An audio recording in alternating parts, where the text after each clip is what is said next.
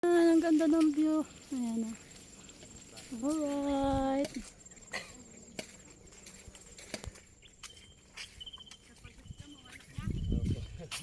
Nakakawala ng pagod. So, malapit na po ba tayo? Malapit na po. Mga ilang oras pa, sir?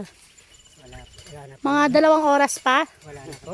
Wala pa. Yes, wala nang 2 oras. Mga kalahating oras. Uy, ang dami yung pag, oh. Grabe, oh.